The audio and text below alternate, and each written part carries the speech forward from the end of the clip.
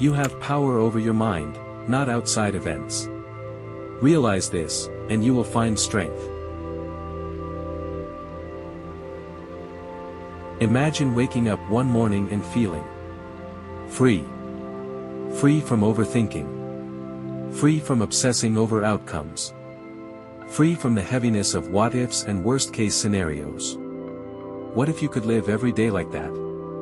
Not because life is perfect, but because you've mastered the art of not worrying. We live in a world that teaches us to obsess over control. Plan every move. Anticipate every consequence. We're taught that worry is responsible, that if we don't worry, we're being careless. But here's the truth, worrying doesn't take away tomorrow's problems. It only takes away today's peace. The ancient Stoics understood this long before modern psychology did. They knew that our minds, when left unchecked, become a battlefield, not of what is, but what might be. Epictetus, the once enslaved Stoic philosopher, had every reason to worry. He was born into suffering, lived through oppression, and still emerged with one of the most powerful philosophies ever known. His core belief: we suffer not from events, but from our judgment about them. Worry is that judgment. It is the mind's desperate attempt to grasp control over what it cannot reach. He once said, "There is only one way to happiness, and that is to cease worrying about things which are beyond the power of our will." Here's what worry costs you: peace of mind, clarity, creativity, health. When you're stuck in worry, your body reacts like you're actually in danger. Your heart races. Your breath shortens. Your muscles tense. And over time, this anxiety becomes your baseline, your normal. But this isn't how we were meant to live. Here's something practical. Draw 3 circles. The innermost circle, things you can control, your thoughts, your choices, your effort. The middle circle, things you can influence but not control, other people's responses, outcomes. The outermost circle, things completely outside your control, weather, the past, others' opinions. Now look at your worries. Where do they fall? If they fall in the outermost circle, release them. If they're in the middle, influence what you can, but don't attach your peace to the result. If they're in the inner circle, act. This is how you begin to live in peace. Worry lives in the future. Peace lives in the present. Most people are time travelers.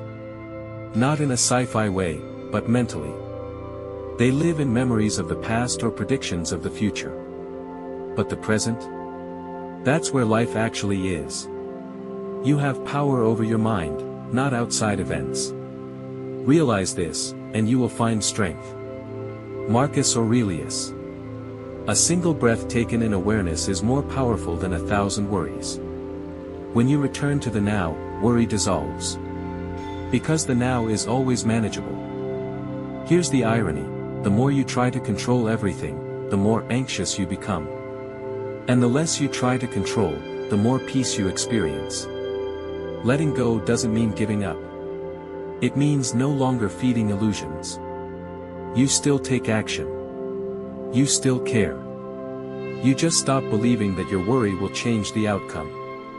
This is what the Stoics called apatheia, not indifference, but inner stillness. Let's take a look at some of the most common modern-day worries, and what Stoicism says about them. 1. What if I fail? Failure is part of the process. The only true failure is not trying at all. Every great mind in history failed, often. 2. What if they judge me? They will. People always judge, but remember, their opinion is none of your business. 3. What if things don't go as planned? They won't. Life is unpredictable. That's not a bug, it's a feature. The Stoics trained daily in premeditatio malorum, imagining the worst, not to dwell on it, but to be prepared and remind themselves, even if this happens, I will endure. You might wonder, is it really possible to stop worrying? The answer is, you don't stop thoughts. You simply stop letting them control you. That's the practice. Daily. Patiently. quietly. Some tools that help: journaling, write your worries out. See them clearly. Dismantle them logically. Meditation, focus on your breath. Watch your thoughts pass like clouds. Gratitude, fear cannot coexist with gratitude. When you're thankful, you're present. Remember, you are not your thoughts. You are the awareness beneath them. History gives us countless examples of unshakable calm. Nelson Mandela spent 27 years in prison. He didn't worry about justice being delayed, he focused on who he was becoming during the wait. Viktor Frankl, in a Nazi concentration camp, discovered that man's last freedom is to choose his attitude in any given set of circumstances. Marcus Aurelius ruled an empire during plague and war, yet found time each morning to remind himself, you could leave life right now. Let that determine what you do, say, and think. If they could practice the art of not worrying, so can you. History gives us countless examples of unshakable calm.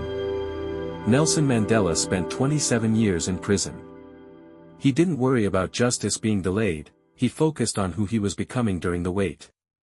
Viktor Frankl, in a Nazi concentration camp, discovered that man's last freedom is to choose his attitude in any given set of circumstances. Marcus Aurelius ruled an empire during plague and war, yet found time each morning to remind himself, you could leave life right now. Let that determine what you do, say, and think. If they could practice the art of not worrying, so can you. Some mistake the art of not worrying for being emotionally numb. That's not what this is.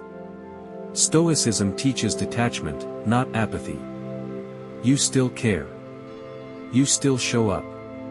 You just no longer suffer unnecessarily. It's like holding water in your hands. Grip too tight, you lose it all. Hold gently, it stays. If you are distressed by anything external, the pain is not due to the thing itself, but to your estimate of it. Marcus Aurelius. Worry gives power to things that haven't even happened. What if, just for today, you assumed everything will unfold as it should?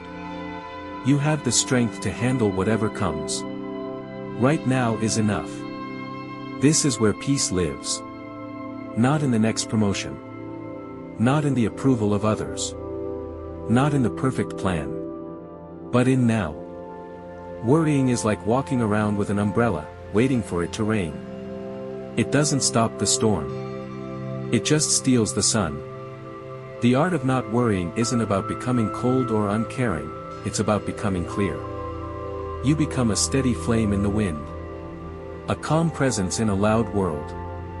A thinker, like Epictetus, who knows that life doesn't need your worry, it needs your wisdom. So the next time your mind starts spinning, pause. Take a breath. Ask yourself, can I control this? Is this thought useful?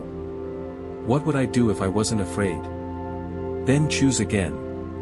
Because your peace is too precious to waste on things that don't matter. You are not your worries. You are the one who watches them come and go. And when you finally learn to let go, everything changes. The mind that is anxious about future events is miserable. Seneca.